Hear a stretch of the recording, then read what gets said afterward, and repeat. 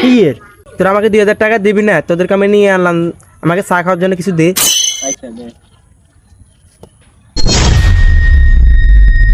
দে দে, ওদেরকে দিয়ে দে। ভাই আমার এই গরুটা অনেক শখের গরু ছিল ভাই, একদম পোলা ফাইনের মতো ফেলছি ভাই।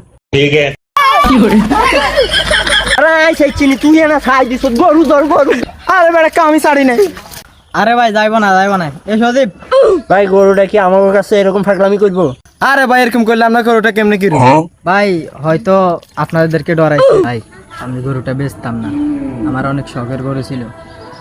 আমি আমার ঘরের ইয়ে দিয়ে পানি পড়ে ভাই, ওই কারণে গরুটা লাগাম এই কারণে।